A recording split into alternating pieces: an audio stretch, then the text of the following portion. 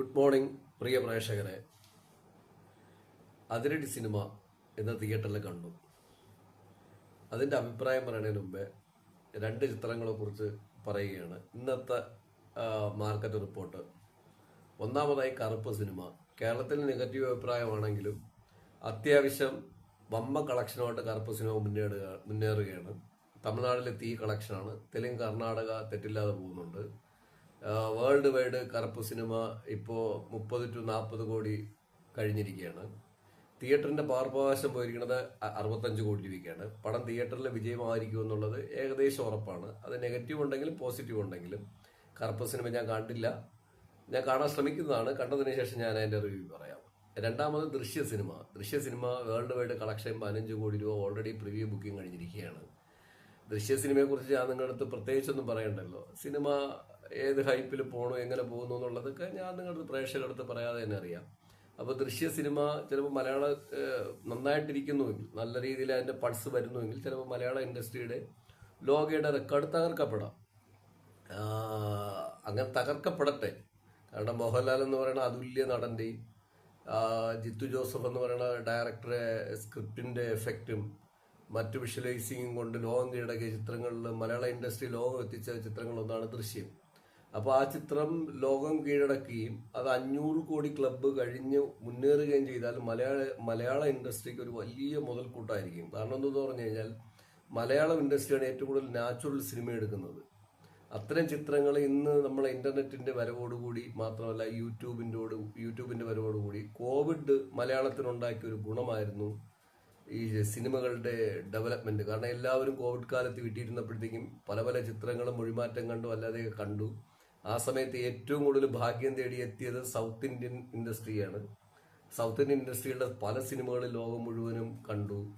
ആ കണ്ടതിന്റെ ഒരു ഗുണം മലയാള ഇൻഡസ്ട്രിക്ക് വലിയ ബൂസ്റ്റായി. ഇന്ന് വേൾഡില് മലയാളം എന്ന് പറയുന്നത്, കേരളം എന്ന് പറഞ്ഞാൽ ഇട്ടാവട്ടം 800 കിലോമീറ്റർ മാത്രമുള്ള ഇട്ടാവട്ടത്തിൽ 3.5 കോടി ജനം താമസിക്കുന്ന ഈ സ്ഥലത്ത് എന്താണെന്ന് കേരളം ശ്രദ്ധിക്കപ്പെട്ടു തുടങ്ങി.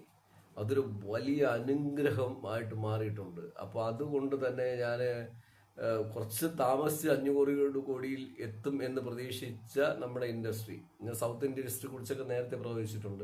അതൊക്കെ നിങ്ങൾക്ക് എൻ്റെ യൂട്യൂബ് ചാനലിൽ കാണാം. എൻ്റെ മലയാള ഇൻഡസ്ട്രി 500 കോടി ക്ലബിൽ ദൃശ്യ സിനിമയിൽ കൂടി എത്തിക്കഴിഞ്ഞാൽ അതിൻ്റെ ഒരു ഏറ്റവും വലിയ ഗുണം എന്ന് പറയുന്നത് മലയാള ഇൻഡസ്ട്രി വലിയ ബഡ്ജറ്റിൽ സിനിമ എടുക്കാൻ കുറച്ചുകൂടെ താല്പര്യം കാണിക്കും. ഇപ്പോഴും തന്നെ നമ്മൾ നന്നായിട്ട് ഇൻവെസ്റ്റ് ചെയ്യാൻ പല ബിസിനസ്സുകാരും തയ്യാറാവുന്നുണ്ട്. തുടർന്ന് അത് വലിയ ബിസിനസ്സിലോട്ട് ബൂസ്റ്റ് ചെയ്യപ്പെടും. ആ ബൂസ്റ്റ് ചെയ്യപ്പെടുന്നത് മാർക്കറ്റിൽ പ്രതിഫലിക്കും. മാർക്കറ്റിൽ പ്രതിഫലിക്കുമ്പോൾ അത് മറ്റനേകം പേരുടെ തൊഴിലായി മാറും. പല കുടുംബങ്ങളുടെ ജീവിതത്തിന്റെ നിലവാരം ഉയർത്തും. അത് മാർക്കറ്റിൽ ചെന്നിറങ്ങും. അത് ടാക്സ് ആയിട്ട് ഗവൺമെന്റിന് കിട്ടും. അത് ഗവൺമെന്റിന് കിട്ടുമ്പോൾ രാജ്യത്തിന് അതൊരു മുതൽക്കൂട്ടായിട്ട് മാറും. ഇങ്ങനെ സൗത്ത് ഇൻഡസ്ട്രി മാത്രമല്ല, ഇന്ത്യൻ ഇൻഡസ്ട്രി മൊത്തം മാറട്ടെ. പക്ഷെ അവോയ്ഡ് ചെയ്യപ്പെട്ടിരുന്ന സൗത്ത് ഇൻഡസ്ട്രി ഇന്ന് 10-15 വർഷം കൊണ്ട് ബാഹുബലി എന്ന് പറയുന്ന ഒരു ബ്രഹ്മാണ്ഡ ചിത്രത്തോടു കൂടി കന്നഡ, തെലുങ്ക്, മലയാളം, തമിഴ് എല്ലാം തന്നെ വേറൊരു നിലയിലോട്ട് പോയിക്കൊണ്ടിരിക്കുകയാണ്. അപ്പൊ അതുകൊണ്ട് തന്നെ ദൃശ്യ സിനിമ നല്ല രീതിയിൽ പൾസായി വന്നാൽ ഒരുപക്ഷെ ലോകം മൊത്തം 500 കോടി ക്രോസ് ചെയ്ത് പോകും. ഞാൻ ഈ 500 കോടി ക്രോസ് ചെയ്യുമെന്ന് പറയുമ്പോൾ പ്രേക്ഷകർ ഇപ്പൊ പറയും, ഓൾറെഡി 350-400 കോടി ബിസിനസ് നടന്നില്ലേ എന്ന്. അത് ബിസിനസ്സാണ് നടന്നത്, അത് തിയേറ്റർ കളക്ഷൻ അല്ല. തിയേറ്റർ റൈറ്റിങ്ങിൽ പോകണം. ഇപ്പൊ എക്സാമ്പിൾ പറഞ്ഞാൽ കറുപ്പ് സിനിമ 65 കോടി രൂപയ്ക്കാണ് തിയേറ്റർ റൈറ്റിൽ പോയിരിക്കുന്നത്. തമിഴ്നാട്ടില് 65 കോടി രൂപ തിയേറ്റർ റൈറ്റ് പോയ സിനിമ 130 കോടി രൂപ കളക്ട് ചെയ്യുമ്പോഴത്തേക്കും 65 കോടി രൂപ റിവേഴ്സ് ഫണ്ടായി. പിന്നെ അത് കഴിഞ്ഞ് കഴിഞ്ഞാൽ കിട്ടുന്ന പ്രോഫിറ്റ് ആണ്. അപ്പൊ നമ്മളൊരു സിനിമ യഥാർത്ഥത്തിൽ ഹൈക്കിലോട്ട് ഡെവലപ്പായിട്ട് ടോപ്പ് ക്വാളിറ്റിയിലോട്ട് പോകുക എന്ന് പറഞ്ഞാൽ തിയേറ്ററിൽ തന്നെ സിനിമ കാണുമ്പോഴാണ്. നിങ്ങൾ വീട്ടിൽ ഡിജിറ്റൽ ഉണ്ടായിരിക്കാം, 8K സിസ്റ്റം ഉണ്ടായിരിക്കാം, 4K ഉണ്ടായിരിക്കാം, 16K വരെ ഉണ്ടായിരിക്കാം. പക്ഷെ നിങ്ങൾ ആൾക്കാരുമായിട്ടിരുന്ന് അത് ആസ്വദിച്ച് വലിയ സ്ക്രീനിൽ ആ സിനിമ കാണുന്ന ഒരു പ്രസന്റ് ഒന്നിലും കിട്ടൂല. കാരണം വലിയ സ്ക്രീന് നിങ്ങളെ വീട്ടിലൊരുക്കിയാൽ പോലും നിങ്ങളൊരു 10 പേരേ ഉണ്ടാവുള്ളൂ ആ സിനിമ കാണാൻ, നിങ്ങൾ അല്ലെങ്കിൽ ഒരു 25 പേര്. പക്ഷെ നമ്മൾ ക്രൗഡിന്റെ മുമ്പ് ഇരിക്കുക എന്നുള്ള 2-3 കാര്യങ്ങളുണ്ട്. നിങ്ങളൊന്ന് മനസ്സിലാക്കണം. ഏറ്റവും സാധാരണ മനുഷ്യരെയും നമുക്ക് കാണാൻ പറ്റും, ഏറ്റവും ടോപ്പിലെ മനുഷ്യരെയും കാണാൻ പറ്റും, ഏറ്റവും മിഡിൽ ക്ലാസ് മനുഷ്യരെയും കാണാൻ പറ്റും. ഇങ്ങനെ എല്ലാ മനുഷ്യരെയും ഒരേ സമയം നമുക്ക് അവരുടെ ഫീലിങ്സും അവരുടെ സ്റ്റഡി ലെവലും അവരുടെ ഇഷ്ടങ്ങളും അനിഷ്ടങ്ങളും അവരുടെ കുടുംബ അറ്റാച്ച്മെന്റും സൗഹൃദങ്ങളും ഫ്രണ്ട്ഷിപ്പും സാമൂഹ്യ പ്രതിബദ്ധതയും ഇതൊന്നും ഇല്ലാത്തവരെയൊക്കെ നമുക്ക് അനുഭവിക്കണമെങ്കിൽ ഒരു കൂട്ടം ആൾക്കാർ ഒരുമിച്ച് കൂടുന്നിടത്ത് നമ്മൾ പോയിരിക്കണം. ഇന്ന് അതിനൊരു ഒറ്റ ഓപ്ഷനേ ഉള്ളൂ, അതിനൊറ്റ ഓപ്ഷനേ ഉള്ളൂ. കാരണം സിനിമ മാത്രമാണ് ഇപ്പൊ ഞാൻ കാണുന്ന ഓപ്ഷൻ. മുൻപ് നമുക്ക് പല ഓപ്ഷനുകളും ഉണ്ടായിരുന്നു. സാഹിത്യ കൂട്ടായ്മകൾ, രാഷ്ട്രീയ കൂട്ടായ്മകൾ, പിന്നെ സയൻസിന്റെ കൂട്ടായ്മകൾ, സ്കൂളിന്റെ കൂട്ടായ്മകൾ, അങ്ങനെ പല പല വിധത്തിൽ അത് പലപ്പോഴും ഉണ്ടായിരുന്നു. ഇന്ന് അതൊക്കെ മാറി. ഇന്ന് നിങ്ങൾക്ക് നോക്കാൻ പറ്റൂ. നിങ്ങൾക്ക് ഈ ഞാൻ പറഞ്ഞ സാഹിത്യ കൂട്ടായ്മയിൽ നോക്കിയാൽ അത് സർക്കാർ നിശ്ചയിക്കപ്പെട്ടിട്ട് അതിനകത്ത് പോയിരിക്കുന്ന കുറെ മനുഷ്യരെ കാണാൻ പറ്റും. അത് ഒരു ഗവൺമെന്റിന്റെ അണ്ടർടേക്കിങ്ങിലായിരിക്കും. ഇനി വേറൊരിടത്ത് പോയാൽ ഒരു മത കൂട്ടായ്മയായിരിക്കും. അതാത് മതത്തിലെ ബെൽറ്റുകളായിരിക്കും അതിനകത്തിരിക്കുന്നത്. വേറൊരു സ്ഥലത്ത് പോയാൽ ജാതി കൂട്ടായ്മയായിരിക്കും. അവരുടെ ബെൽറ്റായിരിക്കും അതിന്റെ ടോപ്പിലൊക്കെ ഇരിക്കുന്നത്. അതൊരു ബെൽറ്റാണ്. അതൊരു ബെൽറ്റ് എന്ന് പറയണതല്ല, ശരി, ചെയിൻ ബെൽറ്റ്, അതായത് കണ്ണികളായിട്ട് കോർത്തിണക്കപ്പെട്ട ബെൽറ്റ്. ഇങ്ങനെ നമുക്ക് കാണാൻ പറ്റും. ഇനി സ്കൂളുകളിൽ പോയി നോക്കുക. സ്കൂളുകൾ എന്ന് പറയുന്നത് നമ്മളിപ്പോൾ പഴയതുപോലെയൊന്നുമല്ല. സ്കൂൾ എന്ന് പറയുന്നത് ഒരു ഓപ്പൺ നെറ്റ് എന്ന് അവർ പറയുമെങ്കിൽ പോലും സ്കൂളിലൊന്നും ഒരു ഓപ്പൺ നെറ്റ് കാണാൻ പറ്റൂല. സ്കൂളുകളിലെല്ലാം ഇപ്പൊ ജാതിയും മതവും രേഖപ്പെടുത്തുന്നുണ്ട്. താല്പര്യമില്ലെന്ന് നമ്മൾ പറഞ്ഞാൽ അവർ നിർബന്ധിച്ച് രേഖപ്പെടുത്തിക്കും. അത് ഗവൺമെന്റ് ഇൻസെക്റ്റ് ആണ്, ഗവൺമെന്റിന്റെ എന്ത് പറയണത് അറിയിപ്പാണ്. അപ്പൊ അതുകൊണ്ട് തന്നെ നമ്മുടെ ഏത് സ്കൂള് ഞാൻ നിങ്ങളുടെ അടുത്ത് ചോദിക്കുകയാണ്, ബഹുമാനപ്പെട്ട എന്റെ പ്രേക്ഷകരെ, ബഹുമാനപ്പെട്ട കോടതികളെ, ബഹുമാനപ്പെട്ട ഗവൺമെന്റ്, ഞാൻ ചോദിക്കണം, ഏത് സ്കൂളാണ് ജാതി രേഖപ്പെടുത്താതെ മതം രേഖപ്പെടുത്താൻ താല്പര്യമില്ലാത്തവരുടെ അത് അക്സെപ്റ്റ് ചെയ്യണത്? നിർബന്ധമായിട്ടും അത് രേഖപ്പെടുത്തുകയാണ്. അപ്പൊ അതിന്റെ പിന്നിൽ അജണ്ടയുണ്ട്. അപ്പൊ ഇതൊക്കെ ഞാൻ പറയണത് ഒരു കുറ്റം പറയണതല്ല. അതൊക്കെ സാമൂഹ്യപരമായ കാര്യങ്ങളും ഗവൺമെന്റിന്റെ തീരുമാനങ്ങളും ഭൂരിപക്ഷമുള്ളവർ പലതും തീരുമാനിക്കും. അതവര് ഓർഡിനൻസ് ആയിട്ട് പുറപ്പെടുവിക്കും. അത് നിയമസഭ അംഗീകരിക്കും, രാജ്യസഭ അംഗീകരിക്കും, ലോകസഭ അംഗീകരിക്കും. അത് നിയമമായിട്ട് വരും. അത് നടപ്പിലാക്കേണ്ടത് സ്കൂളുകളുടെ കടമയാണ്. സ്കൂളുകളുടെ മാനേജ്മെന്റിനെ ഒന്നും കുറ്റപ്പെടുത്താൻ പറ്റൂല.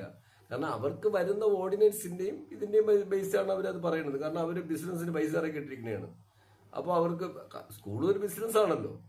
അപ്പൊ അവർക്കത് ചോദിക്കേണ്ടി വരും. അതൊന്നും ഞാൻ അതിനെ കുറിച്ചല്ല ഞാനിപ്പോൾ കുറ്റം പറയണത്. ഇവിടെ ഒരിക്കലും നമുക്ക് പോയിട്ട് എല്ലാ മനുഷ്യരെയും ഒരുമിച്ച് കാണാൻ പറ്റില്ല. ആ കാലം കഴിഞ്ഞിരിക്കുന്നു. 2026 ഇന്ന് 5-ാം മാസം 17-ാം തീയതി 17-ാം തീയതി. ഇപ്പൊ ഞാൻ ബ്ലോഗ് ചെയ്യുമ്പോൾ 17-ാം തീയതി, സിനിമ ഞാൻ കാണുമ്പോൾ 16-ാം തീയതി. അങ്ങനെ കാലം മാറിയിരിക്കുന്നു. ആ കാലത്തിന്റെ പശ്ചാത്തലത്തിൽ നിന്നുകൊണ്ട് നമുക്ക് എങ്ങനെ ക്രിയേറ്റ് ചെയ്യാൻ പറ്റും, നമുക്ക് എങ്ങനെ മനസ്സിലാക്കാൻ പറ്റും? പക്ഷേ അതിനല്ല ഇപ്പൊ ഞാൻ കാണുന്ന ഒരൊറ്റ സ്ഥലമേ ഉള്ളൂ, തിയേറ്ററിൽ മാത്രമാണ് ഞാനിപ്പോൾ എല്ലാ മനുഷ്യരെയും കാണുന്നത്. എല്ലാവരെയും കാണുന്നുണ്ട്. അവർ സാധാ സിനിമയ്ക്ക് പോകുന്നുണ്ട്. സാധാ സിനിമ എന്ന് പറഞ്ഞാൽ അങ്ങനെയല്ല, നമ്മളെ മലയാളത്തിന്റെ ഓരോ വേരിയേഷനുള്ള പടത്തിന് പോകുന്നുണ്ട്. തമിഴ് പോകുന്നുണ്ട്, തെലുങ്ക് ഡിവേർഷൻ കാണാൻ പോകുന്നുണ്ട്, ഹിന്ദി ഡിവേർഷൻ കാണാൻ പോകുന്നുണ്ട്. ഹിന്ദി ഡിവേർഷനിൽ അടുത്ത കാലത്ത് കണ്ട ഒരു പടമാണ് ദുരന്തർ. അമ്മ എന്നാ പടമെന്നറിയാമോ? അതൊക്കെ മേക്ക് ചെയ്തിരിക്കുന്ന രീതി, അതിനകത്തുള്ള എൻ്റെ വിമർശനങ്ങൾ, എൻ്റെ അഭിപ്രായമൊക്കെ ഞാൻ ഓൾറെഡി ബ്ലോഗ് വഴി പറഞ്ഞു കഴിഞ്ഞു. പക്ഷെ ഹിന്ദിയും കാണുന്നുണ്ട് ഞാൻ. പിന്നെ ഇംഗ്ലീഷ് നല്ല ചിത്രങ്ങൾ വളരെ കുറവാണ്. എപ്പോഴും അവരിപ്പോൾ ഗ്രാഫിക്സ് കൊണ്ടും മറ്റു മേഖല കൊണ്ടും ഒരു ഇമാജിനേഷൻ ലോകത്തും വേറെ ലോകത്തുണ്ട്. തെറ്റൊന്നുമില്ല. അവർ നമ്മളെക്കാളും കുറച്ച് അഡ്വാൻസ് ആയതുകൊണ്ടായിരിക്കും അവർ ആ ലോകത്ത് നിൽക്കണം. അത് മനസ്സിലാവാത്ത നമ്മളെ കുറ്റമല്ലല്ലോ. പക്ഷെ എങ്കിൽ എനിക്കത് പലപ്പോഴും ചില സിനിമകൾ അഡാപ്റ്റ് ആവാത്തതുകൊണ്ട് ഇംഗ്ലീഷ് സിനിമ പൊതുവെ കുറവാണ്. പക്ഷെ അവതാർ സിനിമ എല്ലാ വേർഷനും ഞാൻ കണ്ടിട്ടുണ്ട്, ഒന്നല്ല പല പ്രാവശ്യം. അപ്പൊ അത്ര ഇംഗ്ലീഷ് ചിത്രങ്ങളും കാണുന്നുണ്ട്. പിന്നെ ഇതിനിടയിൽ ചില ഇംഗ്ലീഷ് സിനിമകൾ കാണാൻ ആഗ്രഹിച്ചു, പക്ഷെ നടന്നില്ല, ഫണ്ടിന്റെ കുറവുണ്ട്. പക്ഷെ എങ്കിൽ പോലും മൈക്കിൾ സിനിമ ഈ അടുത്ത് പോയി കണ്ടു, മൈക്കിൾ ജാക്സനെ കുറിച്ചുള്ള സിനിമ. ആ സിനിമയിൽ ഞാൻ ഈ തിയേറ്ററിൽ കണ്ട കാര്യങ്ങളുണ്ട്. തിയേറ്ററിൽ മൈക്കിൾ ജാക്സനെ കാണിക്കുമ്പോൾ, അല്ലെങ്കിൽ മൈക്കിൾ ജാക്സന്റെ അനന്തരവൻ ജാഫർ ജാക്സന്റെ മൈക്കിൾ ജാക്സനെ അതുപോലെ പറിച്ചു വെച്ചിരിക്കുന്ന റീബത്ത് അറബിയ, ഭാരതത്തിന്റെ രീതിയിൽ പറഞ്ഞാൽ അവതാർ. നിങ്ങൾ അവതാർ സിനിമ എന്ന് പറയുന്ന അവതാർ തന്നെയും ഭാരതവുമായിട്ട് ബന്ധപ്പെട്ട്, ഭാരതം നമ്മുടെ പുതിയതല്ലേ, ഇന്ത്യയായിട്ട് ബന്ധപ്പെട്ട്, ഇനി ഇന്ത്യയായിട്ട് ബന്ധപ്പെട്ടല്ല, പഴയ ഏഷ്യൻ കൺട്രികളുമായിട്ട്, നമ്മളെ ഏഷ്യയുടെ എല്ലാ ചുറ്റുപാടുകളായിട്ട് ബന്ധപ്പെട്ടിരിക്കുകയാണ്. ഇവിടെയാണ് നമുക്ക് അവതാരത്തിന്റെ പുനർസൃഷ്ടി എന്ന് പറയുന്ന ഒരു സംഭവം പറയപ്പെടുന്നത്. അത് പറയപ്പെടുന്നത് സയന്റിഫിക്കലി അന്ന് പ്രൂഫല്ല, ഇന്ന് സയന്റിഫിക്കലി ഇവരെന്തുദ്ദേശിച്ച് പറഞ്ഞൊന്നുമില്ല. ഇവരെന്തുദ്ദേശിച്ച് പറഞ്ഞാൽ ഇവർ പറഞ്ഞൊക്കെ തന്നെ നമുക്കിന്ന് അത് മണ്ടത്തരായിട്ട് തന്നെയാണ് ഉള്ളത്. കാരണം അങ്ങനെയാണ് പോണത്. സയന്റിഫിക്കലി യഥാർത്ഥ രീതി എല്ലാം ഒന്നൊന്നിനോട് മാറ്റപ്പെടുന്നു. അത് നമ്മുടെ ഭാരത സംസ്കാരത്തിന്റെ അല്ല. നമ്മൾ ഭാരത സംസ്കാരം എന്ന് പറഞ്ഞാൽ സംസ്കാരവും ഇല്ലല്ലോ. കാരണം എന്ന് പറഞ്ഞാൽ 850 നാട്ടുരാജ്യങ്ങളായിരുന്നതിനെയൊക്കെ കൊണ്ടുവന്ന് ഭാരതം അല്ലെങ്കിൽ ഇന്ത്യ എന്ന് പറഞ്ഞ് ക്രോഡീകരിച്ച് കണ്ടവന്മാരാണ്. അവരെ കുറിച്ചല്ല ഞാൻ ഇപ്പോഴും പറയുന്നത്. നമ്മുടെ ഒരു നമ്മുടെ ഏഷ്യൻ സംസ്കാരമായിട്ട് ബന്ധപ്പെട്ട് അനുവദിക്കണം. നമ്മുടെ ഭാരതം, ചൈന, പാകിസ്ഥാൻ, ഭൂട്ടാൻ, നേപ്പാൾ, അഫ്ഗാനിസ്ഥാൻ,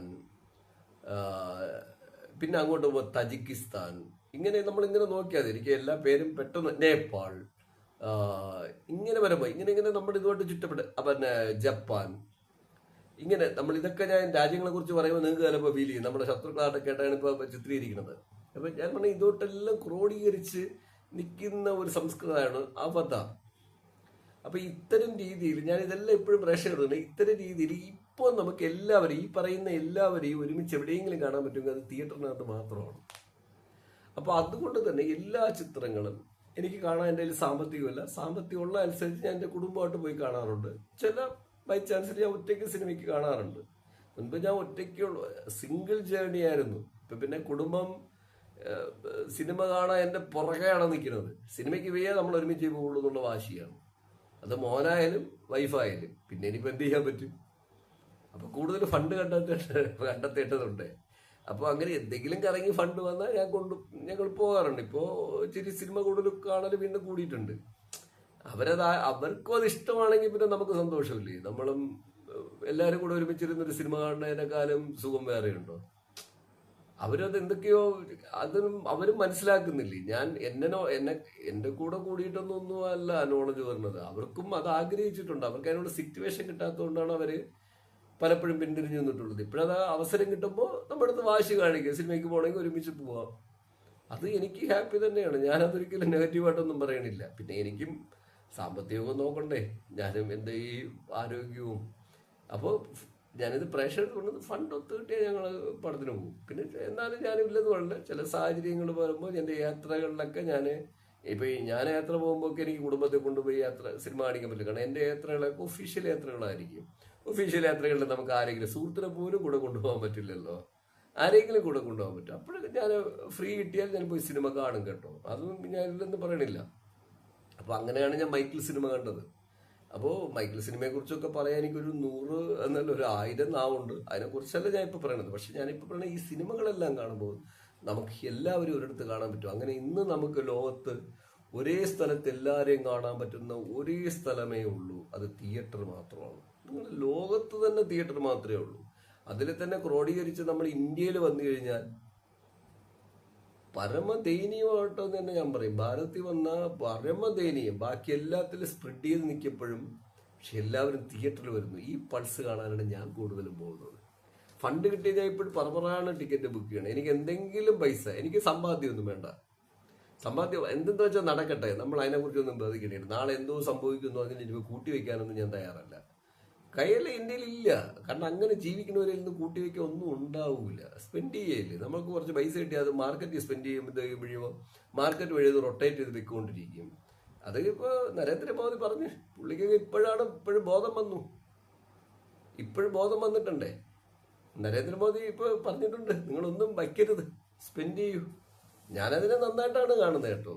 അത് നല്ല പോസിറ്റീവ് അഭിപ്രായമാണ്. ഇത് ഇപ്പോഴല്ലല്ലോ പറയേണ്ടത്, 10-15 വർഷം മുമ്പേ ഇപ്പോൾ പറയണ്ടേ. 10-15 വർഷം പറഞ്ഞെങ്കിൽ ഞാൻ വളരെ സന്തോഷവാനായിരുന്നു തന്നെ. എല്ലാം റൊട്ടേറ്റ് ചെയ്യണം, പകരം നിർബന്ധിച്ച് റൊട്ടേറ്റ് ചെയ്യുകയല്ല ചെയ്യേണ്ടത്. അത് ഞാൻ എക്സാമ്പിൾ പറഞ്ഞതെന്ന് പറഞ്ഞു കഴിഞ്ഞാൽ നമ്മുടെ കാശുള്ളത് സ്പെൻഡ് ചെയ്യുമ്പോഴാണ് അത് മാർക്കറ്റിൽ ഇറങ്ങുന്നത്. മാർക്കറ്റിൽ ഇറങ്ങുമ്പോൾ അതെന്ത് ചെയ്യും? അത് മറ്റുള്ളവരുടെ കയ്യിൽ ചേർന്ന് പെടും. അത് വീണ്ടും കറങ്ങി നമ്മളെ കയ്യിൽ വരും. എല്ലാവർക്കും പൈസ സ്പെൻഡ് ചെയ്യാൻ പറ്റിയാൽ മാത്രമാണ് കൂടുതൽ നമ്മുടെ നാട് വളരുകയുള്ളൂ, രാജ്യം വളരുകയുള്ളൂ. പകരം നമ്മളത് കൂട്ടി എവിടെയെങ്കിലും ഒരിടത്ത് ഒതുക്കി വെച്ച് കഴിഞ്ഞാൽ അത് അവിടെ ഇരിക്കും. അതിന് റൊട്ടേഷൻ ഇല്ല. പക്ഷെ അതൊക്കെ നമ്മുടെ ഇത് എത്ര കാലം ഇപ്പോഴാണോ ഗവൺമെന്റ് ഒക്കെ മനസ്സിലാക്കുന്നത്? എന്തിനാണ് മനുഷ്യരെ സ്പ്രെഡ് ചെയ്ത് ഭരിക്കുന്നത്? ബ്രിട്ടീഷുകാർ അതെല്ലാം ചെയ്തത്. ബ്രിട്ടീഷുകാർ സ്പ്രെഡ് ചെയ്ത് ഭരിക്കുക. അവന്റെ നാട്ടിൽ പോകുമ്പോഴത്തേക്ക് അവ എന്ത് ചെയ്യുന്നു? എല്ലാവരും ഒരുമിച്ച് ചേർത്ത് നിർത്തി ഭരിക്കുകയും ചെയ്യും. That is A technology. ആ ടെക്നോളജി നമുക്ക് നല്ലതല്ല. ഭാരത സംസ്കാരത്തിലെ ഒരിക്കലും ഇതൊന്നും ഒരു നല്ല കാര്യമില്ല. ഭാരത സംസ്കാരം ഭാരതം എന്ന് പറയുന്നത് ഇപ്പോഴുള്ള ഭാരതത്തെക്കുറിച്ചല്ല ഞാൻ പറഞ്ഞത്. പഴയതുമായിട്ട് സ്പ്രെഡ് ചെയ്തപ്പെട്ട് നാട്ടുരാജ്യങ്ങളെ തമ്മിലടിക്കപ്പെട്ടിട്ടുണ്ടെങ്കിലും അത് രാജ്യങ്ങൾ കീഴടക്കാൻ വേണ്ടി മാത്രമായിരുന്നു. അവരവരെ പവർ കാണിക്കാൻ മാത്രം. പകരം ആവശ്യമില്ലാതെ, റെസ്പെക്ട് ഇല്ലാതെ സാമ്പത്തികപരമായ ഒന്നിനെ അടിച്ചുടക്കാൻ കരുതി ഒരു രാജാക്കന്മാർ മറ്റൊരു രാജാവിനെ ആക്രമിച്ച ചരിത്രവും നമ്മുടെ ഭാരത സംസ്കാരത്തിൽ ഞാൻ വായിച്ചിട്ടില്ല. ഉണ്ടാവാം, എനിക്കറിയില്ലെന്നേ ഞാൻ പറഞ്ഞിട്ടുള്ളൂ.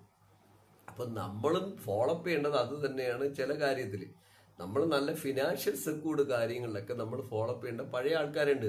തമ്മി തല്ലിക്കോ, അതിനൊക്കെ ഒരു വേറെ കാര്യത്തിനായിരിക്കണം. ഫിനാൻഷ്യൽ കാര്യങ്ങൾക്കൊന്നും തമ്മി തല്ലിക്കുകയോ ജാട കാണിക്കുകയോ അതിലൊന്നും മതമോ ജാതിയോ ഒന്നും ഉൾപ്പെടുത്തേ ചെയ്യരുത്.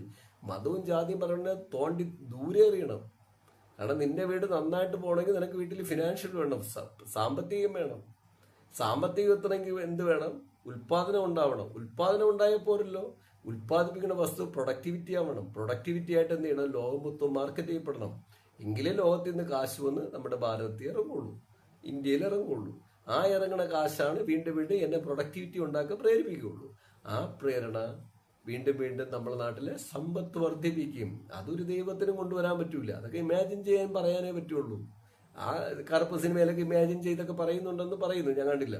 ഇപ്പോൾ സിനിമ ഇപ്പോൾ ഒരുപാട് പടം പറയില്ലേ, കാന്താര, പുഷ്പ 2, ഇത്തരം സിനിമകളൊക്കെ ഇതുകൊണ്ട് ഇമാജിൻ ചെയ്തപ്പെട്ടിരിക്കുകയാണ്. അതൊന്നും ഞാനൊരു കുറ്റം പറയില്ല. ആ സിനിമ അത് സിനിമ മാത്രമാണ്. പക്ഷേ എങ്കിൽ മാത്രമേ നാട് നിന്നപ്പെട്ടുള്ളൂ. ആ ബോധമൊക്കെ വന്നു തുടങ്ങിയിട്ടുണ്ടെന്ന് എനിക്ക് തോന്നുന്നു. പക്ഷെ ലേറ്റായി പോയി. നമ്മൾ എന്തെങ്കിലുമൊക്കെ ചെയ്തിട്ട് 10 വർഷം കഴിഞ്ഞിട്ട് വീണ്ടും നമുക്ക് ബോധം വന്നിട്ട് കാര്യം തോന്നുന്നു. അപ്പോഴേക്കും നമ്മൾ 50 വർഷം പിന്നിലോട്ട് പോയിക്കൊണ്ടിരിക്കും. തൊട്ടടുത്ത രാജ്യങ്ങൾ നമ്മളെക്കാൾ 100 വർഷം ഫ്രണ്ടിൽ പോയിരിക്കും. എപ്പോഴും നമ്മൾ സ്റ്റഡി ചെയ്യേണ്ട കാര്യങ്ങൾ. അപ്പോൾ ഞാൻ പറയുന്നത് ഇത്തരം ആൾക്കാരെല്ലാം ചുറ്റുപാടോട് ഒരുമിച്ച് കാണാൻ പറ്റുന്ന ഒറ്റ സ്ഥലമേ ഉള്ളൂ, തിയേറ്റർ. തിയേറ്ററിൽ മാത്രമേ നമുക്കത് കാണാൻ പറ്റൂ. അപ്പൊ അതുകൊണ്ടാണ് വേറെ ഒരു വഴിയില്ലാത്തതുകൊണ്ട് ഞാൻ പ്രേക്ഷകർക്ക് പറയണത്, ആകെ എന്ത് കിട്ടിയാലും കുറച്ച്, ഞാൻ പറഞ്ഞില്ലേ, എന്തെങ്കിലും ഒന്നുമില്ല, ഞാനത് മാർക്കറ്റ് വിട്ടുകൊണ്ടിരിക്കും. എനിക്ക് ശരിയാണോ തെറ്റോ ഒന്നും അറിയില്ല. എല്ലാവരും കുടുംബത്തെ സേവ് ചെയ്യണം, അവർ നാളെ നന്നായിട്ട് ജീവിക്കണമെന്നൊക്കെ ഉദ്ദേശിച്ചിട്ടാണ് സേവ് ചെയ്ത് വെക്കണത്. അത് തന്നെയാണ് നമ്മുടെ നാട്ടിലെ എല്ലാ ഒരു സിസ്റ്റം. അതില്ലാത്തവരൊക്കെ തന്നെ പൊട്ടന്മാരും തന്നെയാണ്. ശരി തന്നെയാണ്, പൊട്ടന്മാർ തന്നെയാണ്. പക്ഷെ എന്തോ അതങ്ങനെ ആയിക്കോട്ടെ, അത് എന്തോ ആയിക്കോട്ടെ. ചെയ്യുന്നതിൽ തെറ്റുണ്ടെന്നൊന്നും ഞാൻ പറയില്ല. അതൊക്കെ നിങ്ങളുടേതായ ശരികളുണ്ട്, അത് ശരി തന്നെയാണ്, ഇല്ലെന്നും ഞാൻ പറയുന്നില്ല. പക്ഷേ ഇങ്ങനെ കൂട്ടിവെക്കുന്നവരെയും കൂട്ടിവെക്കപ്പെടാത്തവരെയും മറ്റു രീതിയിൽ എല്ലാ മനുഷ്യരെയും ഒരുമിച്ച് കാണാൻ പറ്റുന്ന ഒരു സ്ഥലമേ ഉള്ളത് തിയേറ്ററാണ് കേട്ടോ. അപ്പോൾ ആ തിയേറ്ററിൽ പോയിരിക്കുമ്പോൾ പൾസുണ്ട്. അതുകൊണ്ട് തന്നെ ഞാൻ പറഞ്ഞില്ല, എന്തെങ്കിലും ഫണ്ട് കണ്ടെത്തി ഞങ്ങളിപ്പോൾ ഫാമിലി കൂടെ സിനിമയ്ക്ക് ഭയങ്കര സപ്പോർട്ടായതുകൊണ്ട് എൻ്റെ സിനിമ എന്ന് പറയുമ്പോൾ ഇപ്പോൾ എൻ്റെ വൈഫിൻ്റെ ആക്ടിവിറ്റീസോ എൻ്റെ മകൻ്റെ ആക്ടിവിറ്റീസോ ഒന്നുമല്ല, എൻ്റെ ഒരു ആക്ടിവിറ്റീസാണ്. ഈ ആക്ടിവിറ്റീസിൽ കുടുംബത്തിന് എന്നോട് ഇൻവോൾവ് ചെയ്തിട്ട് അവരെന്നെ സപ്പോർട്ട് ചെയ്യണം. പിന്നെ അവരും അത് ഇഷ്ടപ്പെടുന്നുണ്ടെന്ന് എനിക്ക് തോന്നുന്നുണ്ട് ഇപ്പോൾ. അപ്പോൾ അതുകൊണ്ട് തന്നെ ഞാൻ ഇപ്പോൾ ഒന്നും ആ ഫിനാൻഷ്യലിനെ കുറിച്ച് ചിന്തിക്കാറേ ഇല്ല. അങ്ങനെ നമ്മൾ പടത്തിന് പോകും. പക്ഷെ പടത്തിന് മുമ്പ് ഒരു ഗുണമാണ് ഞാൻ പറഞ്ഞത്, ആ തിയേറ്ററിനകത്ത് മാത്രമാണ് ഇപ്പോൾ ഈ പറയുന്ന സമത്വം, ഈക്വലേഷൻ, ഒരു വേർതിരിവുമില്ല. എൻ്റെ അടുത്തിരിക്കുന്ന ആരെന്ന് പോലും അറിയില്ല. എൻ്റെ തൊട്ട് ഫ്രണ്ട് സീറ്റിലിരിക്കുന്ന ആരെന്ന് പോലും അറിയില്ല. ഞാൻ തിയേറ്ററിൽ ഭക്ഷണം വാങ്ങാൻ മുമ്പ് നമ്മളെ ചുറ്റുവട്ടത്തിരിക്കുന്നത് ആരെന്നറിയില്ല. പക്ഷെ ഞാൻ തിയേറ്ററിൽ കാണുന്ന ഒരു വലിയ പ്രതിഭാസമുണ്ട്. പ്രേക്ഷകർക്ക് തെറ്റാണെങ്കിൽ എന്നെ തിരുത്താം. പക്ഷെ ഞാൻ തിയേറ്ററിൽ കാണുന്ന വലിയ പ്രതിഭാസമുണ്ട്. എല്ലാവരും പരസ്പരം നോക്കുന്നത് റെസ്പെക്റ്റോടെ, സ്നേഹത്തോടെ, പ്രണയത്തോടെ. പ്രണയം നിങ്ങൾക്ക് കാണുന്നതാണ് ആയിരിക്കാം ഒരു പക്ഷെ, മറ്റേ പ്രണയം അങ്ങനെയല്ല. പ്രണയത്തോടെ, പാഷൻ. ഈ സിനിമയിൽ തിയേറ്ററിൽ വരണ സാധാരണക്കാരെന്ന് പറഞ്ഞാൽ ഫിനാൻഷ്യലി താഴെ നിൽക്കുന്നവരുണ്ടത്. അവരുടെ നോളജ് സമയത്തിൽ ചിലപ്പോൾ അവൻ ഈ ലോകത്തെ ഏറ്റവും വലിയ റിച്ച് ആയിരിക്കും. ഫിനാൻഷ്യലി താഴെ നിൽക്കുന്ന ഒരാൾ സാമ്പത്തികമായിട്ടാണ് താഴ്ന്നു നിൽക്കുന്നത്. ഏറ്റവും 1000 കോടി ഉള്ളവന് മെന്റലി അവൻ പ്രിപ്പയർ അല്ല എങ്കിൽ ഈ സാമ്പത്തികമായിട്ട് ഏറ്റവും താഴെ നിൽക്കുന്ന ആളുടെ നോളജിനെക്കാളും 50,000 മടങ്ങ് താഴെയാണ് അയാൾ. അപ്പൊ നമ്മൾ സാമ്പത്തികം വെച്ച ഒരാളെ വിലയിരുത്തരുത്. അത് ആ കൊടുക്കൽ വാങ്ങലുകൾ മാത്രമാണ്. പക്ഷേ നമ്മൾ തിയേറ്ററിൽ പോകുമ്പോൾ ഇതൊന്നും കാണാൻ പറ്റില്ല. Who is the rich, which is the rich, what is the rich, when is the rich, who is the pure, which is the pure, what is the pure, when is the pure എന്ന് തന്നെ പറയേണ്ടി വരും. ഇങ്ങനെ എല്ലാവരും, പക്ഷെ ഇവരെല്ലാവരും പാഷനോടെ ഞാൻ പ്രേക്ഷകർക്ക് പറഞ്ഞത് ഇപ്പോഴും പറഞ്ഞ ഫാമിലിയൊക്കെ നമ്മൾ സിനിമ കണ്ടിട്ട് കാണാൻ പോകുമ്പോഴും എല്ലാവരും പരസ്പരം നോക്കുന്നതെന്നും തെറ്റായ രീതിയിലല്ല. ഓരോരുത്തരെയും കാണുന്നൊരു എന്തോ പാഷനുള്ളവർ തിയേറ്ററിൽ വരും പോലെയാണ് എനിക്ക് തോന്നിയതാണ് കേട്ടോ. ഞാൻ ഓരോ ദിവസവും വാച്ച് ചെയ്തുകൊണ്ടിരിക്കുകയാണ്, ഓരോ നിമിഷവും വാച്ച് ചെയ്തുകൊണ്ടിരിക്കും. ഇന്ന് അതിരിസായിട്ട് സിനിമ കാണുമ്പോൾ സിനിമയെക്കാളും ഞാൻ വാച്ച് ചെയ്തതൊക്കെ തന്നെയാണ്. കാരണം ധാരാളം ഫാമിലിയാണ് സിനിമയ്ക്കുള്ളത്. പക്ഷെ ഇവരൊക്കെ പരസ്പരം എന്തോ റെസ്പെക്ട് കൊടുക്കുന്ന പോലെ എനിക്കൊരു ഫീൽ. ശരിയാണെന്ന് എനിക്കറിയില്ല, പ്രേക്ഷകർക്ക് തെറ്റാണെങ്കിൽ തൂക്കി ദൂരം. പക്ഷെ എൻ്റെ ഫീല് ഞാൻ പറയണം, ഞാനിപ്പോൾ തിയേറ്ററിൽ കാണുന്നത് ഹെവി റെസ്പെക്ട് ഫീലാണ്. പരസ്പരം ആക്ഷൻ ഓഫ് റിയാക്ഷൻ ഇതൊന്നും ഇല്ലാത്തവരാണ് തിയേറ്ററിൽ വന്ന് അലമ്പുണ്ടാകുന്നത്. അങ്ങനെ ഉള്ളവരുടെ എണ്ണം കുറഞ്ഞിരിക്കുന്നു, അലമ്പുണ്ടാക്കുന്നവരുടെ എണ്ണം കുറഞ്ഞിരിക്കുന്നു. ഞാൻ പറഞ്ഞില്ലേ, ഞാൻ മുമ്പ് ഒരു ബ്ലോഗിൽ പറഞ്ഞൊരു കാര്യമുണ്ട്. നിങ്ങൾ നാളെ എന്നെ എത്രയാണോ അടിച്ചു മാറ്റണം, എൻ്റെ വീവ്സിൽ കൂടി, എൻ്റെ ഈ മൊബൈലിൽ കൂടി എൻ്റെ സീക്രട്ട് അടിച്ചു മാറ്റുന്ന, അല്ലെങ്കിൽ ഞാൻ ഇരിക്കുന്നത് അടിച്ചു മാറ്റുന്നവരായിരിക്കും 10 വർഷം കഴിയുമ്പോൾ ഏറ്റവും വലിയ ക്രിമിനൽ എന്നറിയപ്പെടുന്നത്. അതുപോലെ ആണ് ഞാൻ പറയുന്നത്. ഇപ്പോൾ അത് മാറിയിരിക്കുന്നു. ഇന്ന് നമ്മളെ പ്രേക്ഷകര് ആകാംക്ഷയോടെയും പ്രണയത്തോടെയും കാണുന്ന ഒരു ലോകം തന്നെയാണ് തിയേറ്റർ. കാരണം എല്ലാവർക്കും പാഷൻ വന്നതുപോലെ. കാരണം തിയേറ്ററിൽ വരണ എത്ര പേരാണ്? 3.25 കോടി ജനമുണ്ട്. നിങ്ങളൊരു സിനിമ 10 ലക്ഷം പേര് കണ്ട 200 രൂപയിട്ട് കൂട്ടിക്ക് എത്ര രൂപയാണ്? അപ്പൊ ഇപ്പോഴും ഞാൻ പറയണത് കേരളത്തിലെ 10% ജനത്തിന് താഴെയാണ് തിയേറ്ററിൽ വരുന്നത്. ഹെവി പടങ്ങൾക്കാണ് ഒരു 20% വരണേ. പക്ഷെ പഴയതിൽ നിന്ന് 1-2% നിന്ന് മാറി 20% ഗ്രോത്ത് ചെയ്യപ്പെട്ടിട്ടുണ്ട്. ഹെവി ഗ്രോത്ത് എന്ന് പറയേണ്ടി വരുവനെ. ആ ഗ്രോത്ത് ചെയ്യപ്പെട്ടിട്ടുണ്ട്, ആ മാറ്റം വന്നിട്ടുണ്ട്. അതാണ് ഞാൻ പറയുന്നുള്ളൂ. അല്ലെ കേരളത്തിലെ എല്ലാ ജനങ്ങളും മാറിയെന്നല്ല. ഇന്ത്യയെ കുറിച്ച് ഞാനിപ്പോ അതിനെക്കുറിച്ച് പോയി പറയണില്ലേ. ഇന്ത്യയിൽ ഇപ്പൊ എല്ലായിടത്തും എല്ലാ ജനങ്ങളും മാറിയെന്നല്ല, 10-15% ജനങ്ങൾ മാറിയിട്ടുണ്ട്. മുമ്പ് അത് 2-3% താഴെയായിരുന്നു ഞങ്ങളെപ്പോലുള്ളവര്. എൻ്റെ ബാല്യകാലത്തിന് മുമ്പുള്ളവര് അത് 3% താഴെ, 1%. ഇന്നത് മാറി 20% എത്തിയിരിക്കുന്നു എന്നാണ് ഞാൻ പറയണത്. പക്ഷെ അവരുടെ പാഷനൈസിങ് അവിടെ മാത്രമാണ് ഇപ്പൊ ഈക്വലേഷൻ ഉള്ളത്. പ്രിയ പ്രേക്ഷകരെ മനസ്സിലാക്കുന്നു. അതാണ് ഞാൻ പറയുന്നത്. നിങ്ങൾക്ക് നിങ്ങളുടെ നമ്മളിപ്പോ ഇനിയിപ്പോ പ്രേക്ഷകർക്ക് ഞാൻ ഒരു കാര്യം പറയട്ടെ. എൻ്റെ പ്രേക്ഷകർ കേൾക്കുന്നതോട് ഞാൻ ഒരു കാര്യം പറയട്ടെ. നിങ്ങൾക്ക് ഏതെങ്കിലും ഒരു സബ്ജക്റ്റിനെ കുറിച്ച് വിശകലനം ചെയ്യണമെങ്കിൽ എന്തോ ആയിക്കോട്ടെ, നിങ്ങൾ ഇനി ഒരിടം പോയാൽ നിങ്ങൾക്ക് കിട്ടൂല. എല്ലായിടത്തും അതാത് ടീമിന്റെ കൂട്ടായ്മകളാണുള്ളത്. ഇതിൽ എന്തെങ്കിലും ഒരു വിശകലനം ചെയ്യണമെങ്കിൽ അതാത് ബന്ധപ്പെട്ട് തിയേറ്ററിൽ സിനിമ ഇറങ്ങുമ്പോൾ നിങ്ങൾ പോയി കാണൂ. ഓഡിയൻസിന്റെ ആക്ഷൻ ഓഫ് റിയാക്ഷൻ അറിയൂ. അപ്പോൾ മനസ്സിലാവും അതൊരു കൂട്ടായ്മയാണ്. തിയേറ്ററിനകം എന്ന് പറയുന്നത് അത് നിങ്ങൾക്ക് ഇപ്പൊ എക്സാമ്പിൾ പറഞ്ഞ കേരളത്തിലെ ഒരു വലിയ MP പറയണ കേട്ടു, ഞാൻ തിയേറ്ററിൽ പോകാറില്ല, ഞാൻ വീട്ടിലിരുന്ന് ഹോം തിയേറ്ററിൽ സിനിമ കാണാൻ പറ്റുള്ളൂ. അയാൾക്ക് എന്ത് പൾസ് അറിയാം, അയാൾക്ക് എന്ത് ഓഡിയൻസ് പൾസ് അറിയാം, അയാൾക്ക് എന്ത് ജനത്തിനെ അറിയാം. ഇത് ഞാൻ അദ്ദേഹത്തെ കുറ്റപ്പെടുത്തുന്നതല്ല, അദ്ദേഹത്തിന് ഫണ്ടുണ്ടായാൽ അങ്ങനെ ചെയ്തോട്ടെ. പക്ഷേ ജനത്തിന്റെ നാച്ചുറൽ പൾസ് അറിയാൻ ഏക മാർഗം തിയേറ്ററാണിപ്പോൾ. വേറെ ഒരു മേഖലയില്ല. പിന്നെ രണ്ടാമതൊരു മേഖലയുള്ളത് സ്പോർട്സാണ്. സ്പോർട്സ് മേഖല, ഈ 2 മേഖല ഇപ്പൊ ബാക്കിയുള്ളൂ. ബാക്കി ഈ സ്പോർട്സ് മേഖലയിലും കൈകടത്തലുണ്ട്, ആർട്സ് മേഖലയിലും ഉണ്ടെങ്കിൽ പോലും തിയേറ്ററിനകത്ത് വരുന്ന ഓഡിയൻസിൽ കൈകടത്താൻ പറ്റൂല. ക്രിക്കറ്റ് കാണുമ്പോൾ ഗാലറിയിൽ ഇരിക്കുന്ന ഓഡിയൻസിൽ കൈകടത്താൻ പറ്റുമോ? ഫുട്ബോൾ കാണുമ്പോൾ, സ്പോർട്സിൽ ഏതെങ്കിലും, അതൊക്കെ ഗാലറിയിൽ ഇരിക്കുന്ന ഓഡിയൻസ് ഉണ്ട്. ഗാലറിയിൽ നമ്മൾ ഇന്ത്യ അല്ലെങ്കിൽ ഇപ്പോൾ IPL ഒരു കളി കാണുമ്പോൾ, ഇന്ത്യയുടെ ഒരു കളി കാണുമ്പോൾ, ഭാരതത്തിന്റെ ഒരു കളി കാണുമ്പോൾ അടുത്തിരിക്കുന്ന ഓഡിയൻസിനെ കുറിച്ച് ഏതെങ്കിലും ക്രിക്കറ്റ് പാഷനുള്ള ഒരാൾ ചിന്തിക്കാറുണ്ടോ? അത് ഞാൻ ഇപ്പോൾ പ്രേക്ഷകർ കേരളം വിടൂ, ഈ ഭാരതം മൊത്തം എടുക്കൂ. ഭയങ്കര ജാതിസവും മതവും സംഘടന കോൺക്രാന്തിയും അതിനപ്പുറം വലിയ പൂജകളും എന്തൊക്കെയുള്ളതാണല്ലേ ഇത്. നിങ്ങൾ IPL എടുക്കൂ, അതൊക്കെ കുറച്ച് ഇടയ്ക്കൊക്കെ കാണിച്ചു നോക്കി പലതും, ഒന്നും നടന്നില്ല. അതൊക്കെ ക്യാമറയിലെടുത്ത് ലോകം മൊത്തം കണ്ടപ്പോൾ നമുക്ക് നാണക്കേടായി. അപ്പൊ ഇപ്പൊ ആ പരിപാടിയെ നടക്കൂല, പിടിച്ചകത്തു സെക്ഷൻ വേറെ വരും വീട്ടിൽ എത്തുമ്പോൾ. നിങ്ങൾ നോക്കിയേ, അപ്പോൾ ഈ നമ്മൾ അടുത്തിരിക്കുന്ന സീറ്റിൽ ആരെന്ന് പോലും അറിയാൻ പറ്റാത്തൊരു ലോകമാണ് ഈ സ്പോർട്സ് സിനിമയും. ഇത് കഴിച്ചിട്ട് വേറെ ഏതൊരു ലോകത്തും ഇപ്പോൾ ചെന്ന് നിൽക്കുന്നത് ഒരു എന്ത് പറയണത്, ഒരു വേറൊരു പരാജയത്തിന്റെ, ഈഗോയുടെ, മനസ്സിന്റെ ഈഗോയുടെ, നെഗറ്റീവ് ചിന്തയുടെ എല്ലാം ഒരു അരാജകത്വം നമുക്ക് ഫീൽ ചെയ്യണം. ഇത് സംഭവിക്കണേ എന്താണ്, നമ്മുടെ നാടിനെ പിന്നോട്ട് വലിക്കും, രാജ്യത്തെ പിന്നോട്ട് വലിക്കും. അതായത് ഒരു വാർഡ്, അതിനെ പിന്നോട്ട് വലിക്കും. വാർഡിനെ പിന്നോട്ട് വലിക്കുമ്പോൾ എന്ത് ചെയ്യും, പഞ്ചായത്തിനെ പിന്നോട്ട് വലിക്കും. പഞ്ചായത്തിനെ പിന്നോട്ട് വലിക്കുമ്പോൾ എന്ത് ചെയ്യും, കോർപ്പറേഷനെ ബ്ലോക്കിനെ പിന്നോട്ട് വലിക്കും.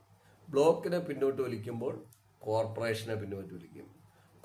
കോർപ്പറേഷനെ പിന്നോട്ട് വലിക്കുമ്പോൾ എന്ത് ചെയ്യും, സ്റ്റേറ്റിനെ പിന്നോട്ട് വലിക്കും. സ്റ്റേറ്റിനെ പിന്നോട്ട് വലിക്കുമ്പോൾ എന്ത് ചെയ്യും, രാജ്യത്തെ പിന്നോട്ട് വലിക്കും. രാജ്യത്തെ പിന്നോട്ട് വലിക്കുമ്പോൾ എന്ത് ചെയ്യും, ലോക സമ്പദ്ഘടന തെറ്റും.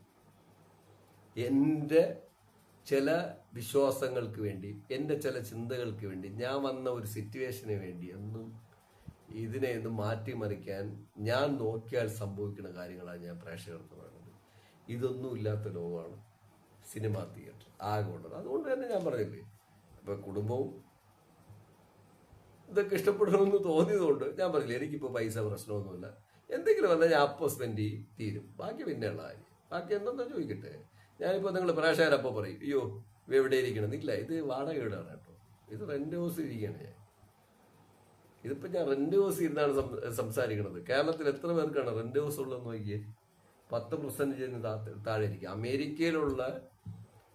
അമേരിക്കയിൽ ഞാനിപ്പോഴും പ്രേക്ഷകർക്ക് പറയുന്നത്, ലോകത്തിലെ ഏറ്റവും വലിയ GDP-യിൽ 10-നും 15-നും ഇടയിൽ നിൽക്കേണ്ടത് അമേരിക്ക. നമ്മളെവിടെയാണ് ഭാരതത്തെ കുറിച്ച് എന്തൊരു അമേരിക്കയായിട്ട് കമ്പയർ ചെയ്യണം? അതിനൊന്നും എനിക്ക് താല്പര്യമില്ല. അത് താല്പര്യമില്ല, ശരിയുമല്ല. നമ്മളെ വേറെ ലോകം, അവർ വേറെ ലോകം. അമേരിക്കയിൽ കേരളത്തെക്കാളും ഭവനരഹിതരുള്ള രാജ്യമാണ്.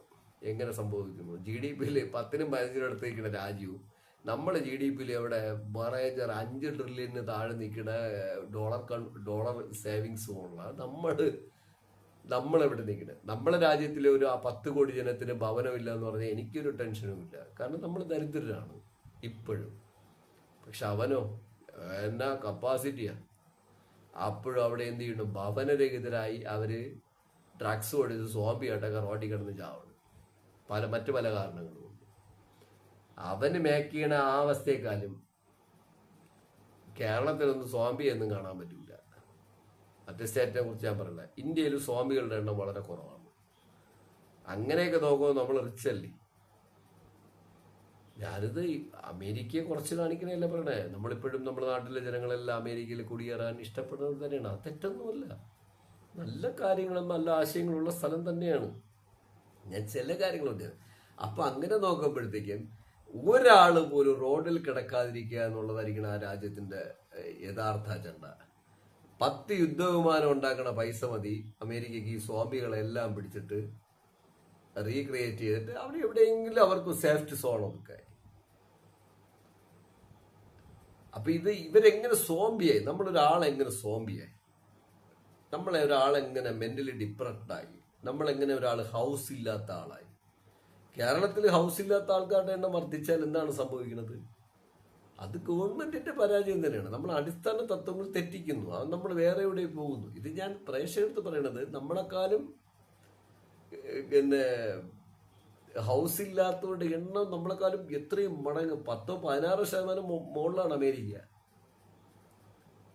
ഇപ്പൊ ഞാൻ വാടക വീടുമായിട്ട് ബന്ധപ്പെട്ടാണ് ഞാൻ ഈ പറയണത്. ഞാൻ റെന്റ് ഹൗസിൽ ഇരിക്കുന്നു എന്നുള്ളത് കൊണ്ടാണ് ഞാൻ പ്രേക്ഷകരെടുത്ത് പറയണത്. ഇത് മനസ്സിലാക്കേണ്ടതുണ്ട്.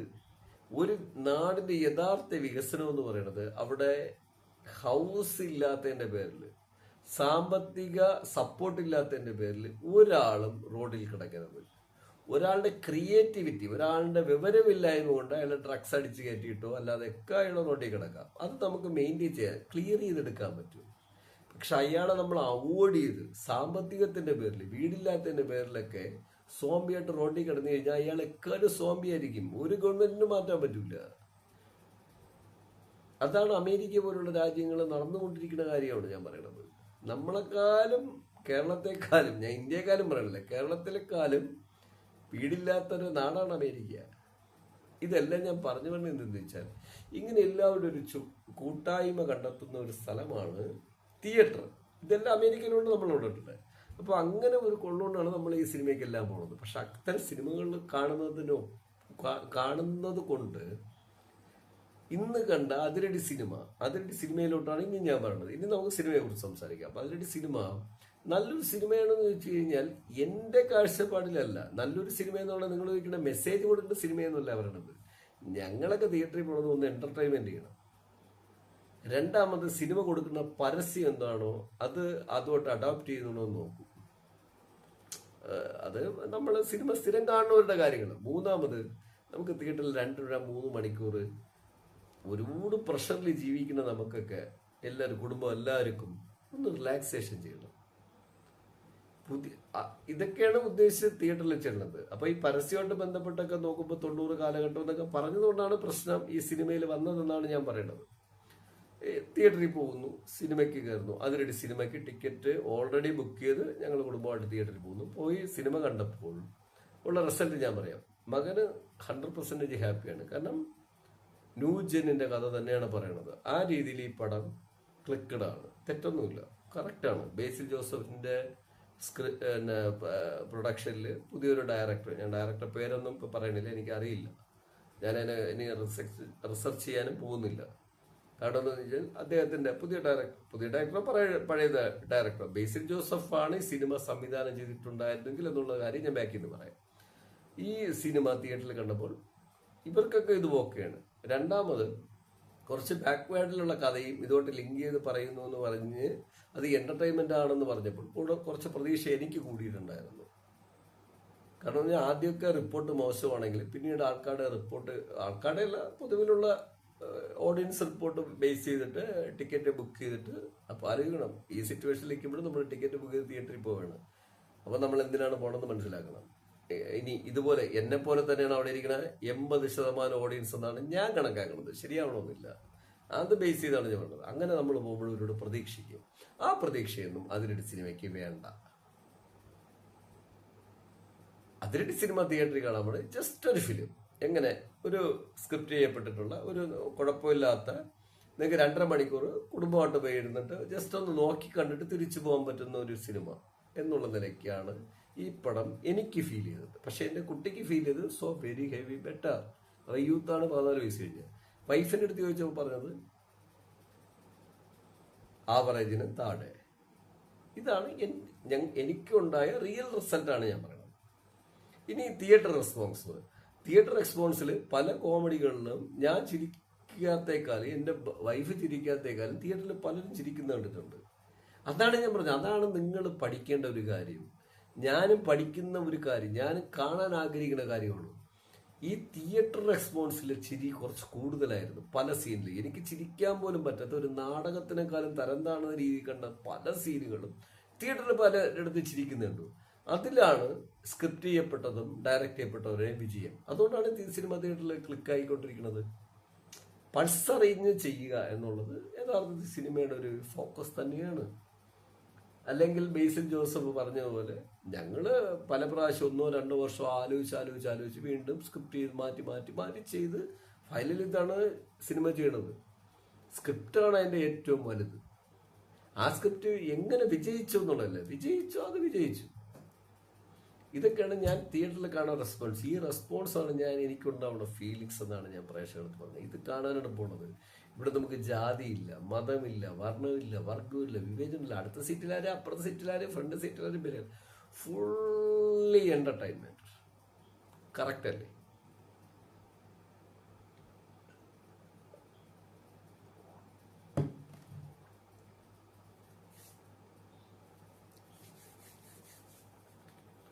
Complete entertainment.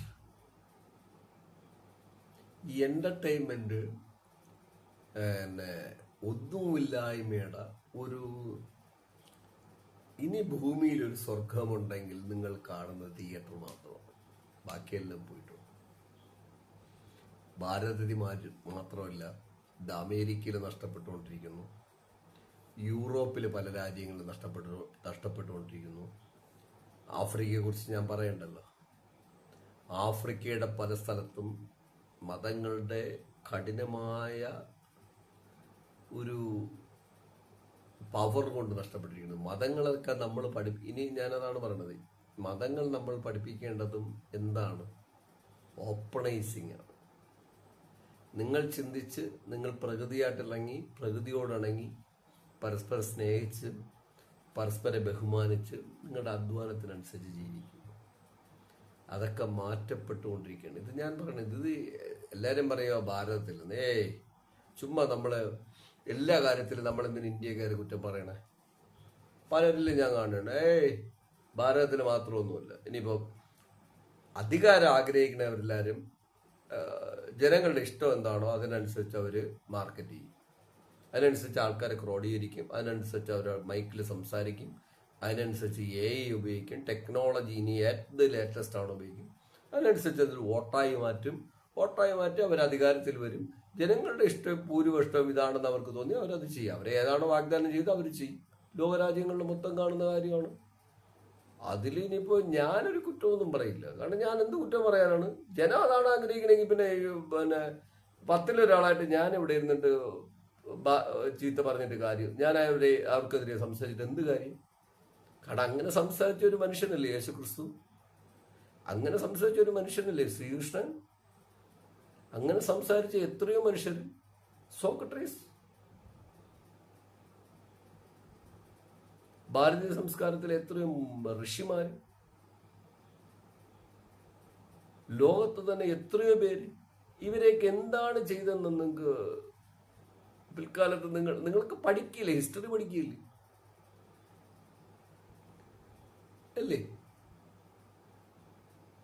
അതൊക്കെ അങ്ങോട്ടങ്ങ് മാറിപ്പോവും. അവർക്ക് ചെയ്യാൻ കഴിയാത്ത എന്താണ് ഇവിടെ ഇരുന്ന് ബ്ലോഗ് ചെയ്യണേ എനിക്ക് ചെയ്യാൻ കഴിയണത്? എനിക്കിനി ഒന്നും ചെയ്യാൻ പറ്റില്ല. അപ്പൊ ജനം എന്താഗ്രഹിക്കുന്നത്? നിങ്ങളാണ് കുഴപ്പക്കാർ. ഞാൻ ഇപ്പോഴും പറഞ്ഞത്, ജനമാണ് കുഴപ്പക്കാർ, ഭരിക്കുന്നവരല്ല. ഭരിക്കുന്നവർ ജനത്തിന് എന്താഗ്രഹമുണ്ടോ അതേ ഇടും, അതവരെ വോട്ടാണ്. ഇത് എല്ലാവരും പറയണം ഭാരതത്തിൽ. ഞാൻ പറഞ്ഞ ഭാരതത്തിൽ മാത്രം ലോകം മൊത്തം സഞ്ചരിച്ചുകൊണ്ടിരിക്കുകയാണ്. ലോകം മൊത്തം ഇപ്പോഴും അങ്ങനെയല്ലേ ക്രിയേറ്റ് ചെയ്യണത്? എവിടെയെങ്കിലും സമാധാനത്തിന്റെ ഒരു പീസ് കാണാറുണ്ടോ? ഒരു പീസ് നിങ്ങൾക്ക് എടുക്കാൻ പറ്റുമോ? ഇപ്പോ 15-20 വർഷം കൊണ്ട് ലോകത്ത് എവിടെയെങ്കിലും നിങ്ങൾക്ക് സമാധാനത്തിന്റെ പീസ് എടുക്കാൻ പറ്റുമോ? എക്കണോമിക്കൽ ലെവലിൽ ഒരു അടിസ്ഥാനം എടുക്കാറുണ്ടോ? ഒക്കെ തകർക്കണില്ലേ?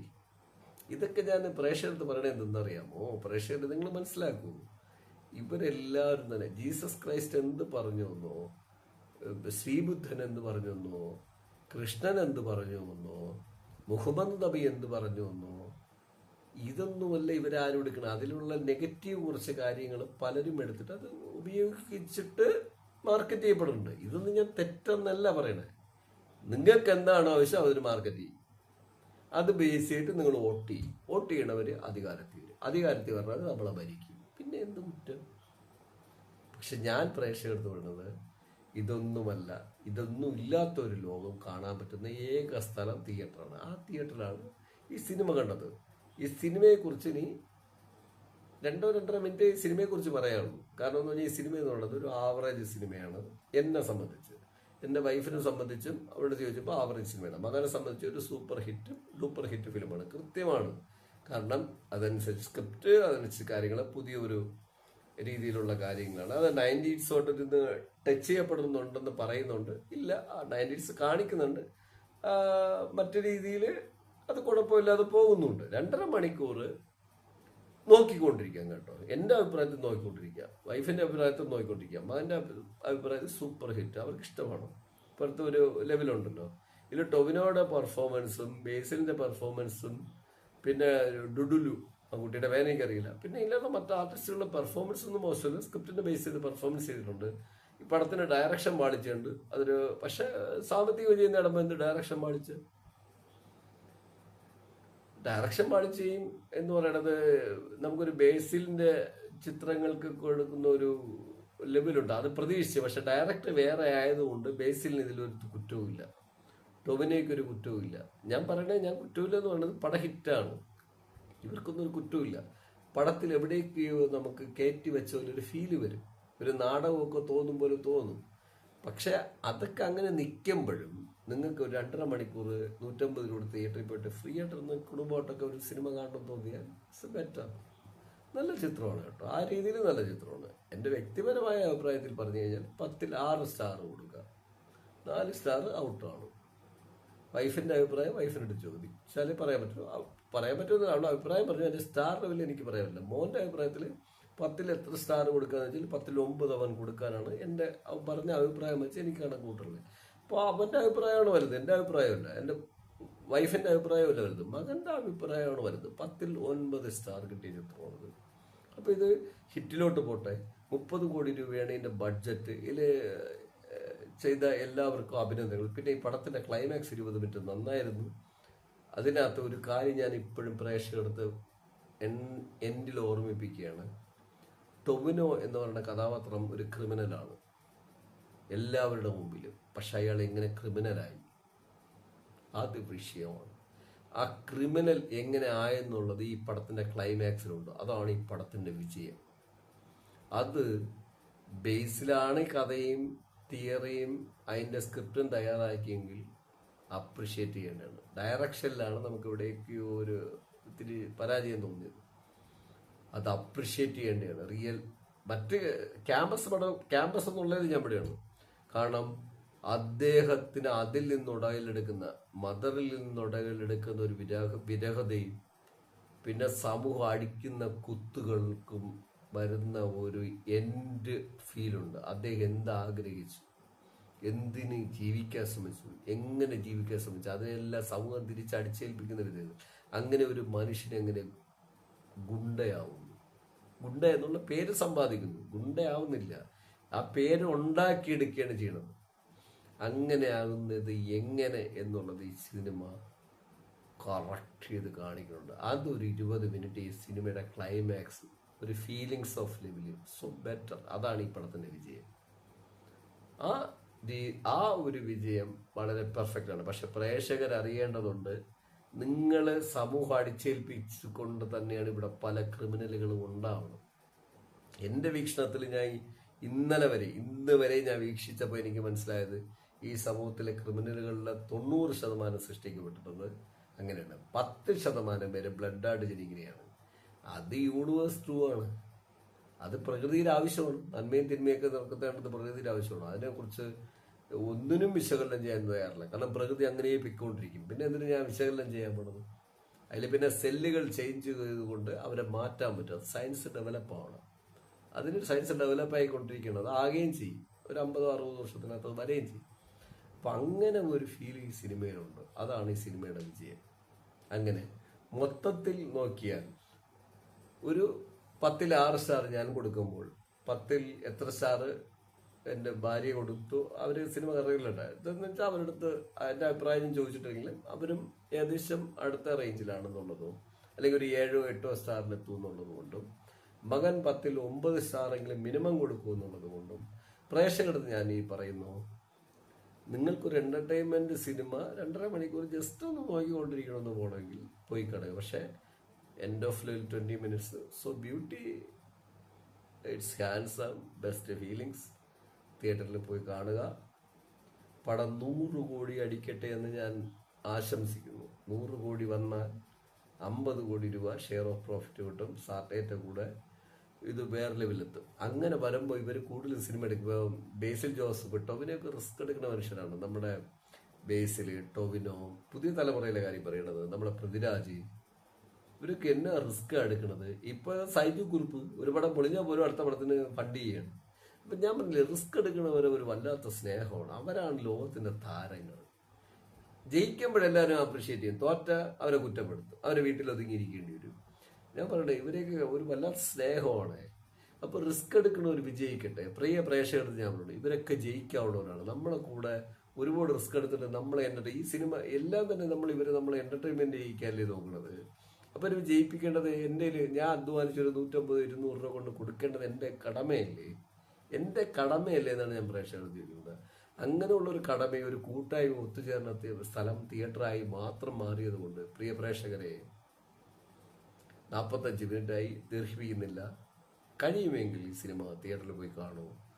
പുതിയ തലമുറയിലെ ബേസിൽ ജോസഫിനെയും ടോവിനോയെയും പൃഥ്വിരാജിനെയും എന്തിനു പറയണേ നമ്മുടെ മോഹൻലാലിനെയും മമ്മൂക്കയെയും ഒക്കെ കളങ്കാവൽ സിനിമ തന്ന മമ്മൂക്ക കളങ്കാവൽ പോലും ഒരു സിനിമ തന്നത് ഞാനെ കുറിച്ചൊന്നും പറയില്ല കേട്ടോ, പ്രെഡിക്റ്റ് ചെയ്യാൻ പറ്റില്ല. ആ മമ്മൂക്കയാണല്ലോ പേട്ടയായിട്ടുള്ള ഒരു സിനിമയിൽ മിഡിൽ വന്നിട്ട് ഡെത്തായി പോകുന്ന രീതിയിൽ കഥാപാത്രം ക്രിയേറ്റ് ചെയ്യാനും സമ്മതിച്ചു എന്നുള്ളതാണ്. ഡയറക്ടറെ ഇഷ്ടമായിരിക്കാം, അത് പോട്ടെ, അവിടെ നിൽക്കട്ടെ. പക്ഷെ ഇവരെയൊക്കെ സത്യൻ, തിക്കുറിശി മാഷ്, പിന്നെ വിൻസെന്റ് മാഷ്, പിന്നെ നമ്മളെ പിന്നിൽ നിന്ന് വന്ന എല്ലാവരും, ജയൻ, നസീർ സാർ, എല്ലാവരും ഓർമ്മിക്കേണ്ടി വരും. ആരെയാണ് ഇനിയിപ്പോൾ പറയാൻ പറ്റണില്ല കേട്ടോ. ഉമ്മർ സാറ്, ഇവരൊക്കെ സാറെന്നേ പറയാനേ പറ്റുള്ളൂ. അങ്ങനെ ഇനിയിപ്പോൾ ആരെ പറയാൻ, ബഹദൂർ സാറ്, ബാസി സാറ്, പിന്നെ നമ്മുടെ ഷീലാമയ്ക്ക് മുമ്പുള്ള എനിക്ക് ഓർമ്മ വരണില്ല. ഇങ്ങനെ ഇത്ര പേര്, ഇവരെല്ലാവരും ചെയ്ത് ഇതിനെല്ലാവർക്കും മുമ്പ് ത്യാഗം ചെയ്ത ഒരു സ്ത്രീയുണ്ട്, നമ്മുടെ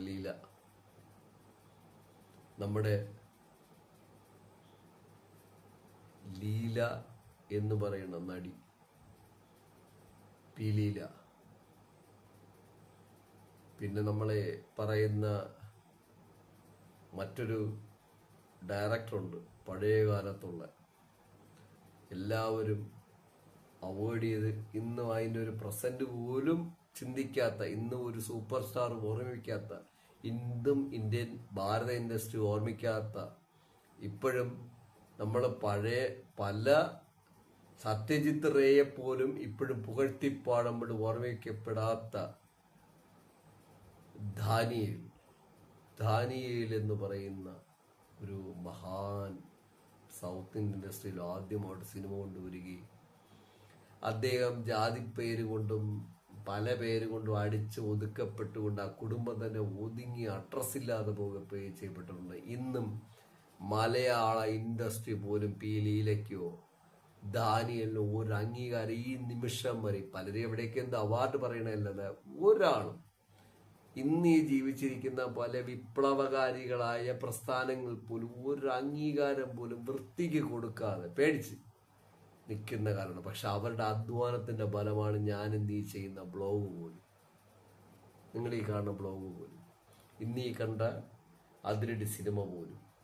ഈ സിനിമകളെല്ലാം തന്നെ ഇന്ന് തിയേറ്ററിൽ ജ്വലിച്ച് നിൽക്കുമ്പോൾ ബേസിൽ ജോസഫ് അടക്കം, ടൊവിനോ തോമസ് അടക്കം, എന്ത് പറഞ്ഞ പൃഥ്വിരാജ് അടക്കം,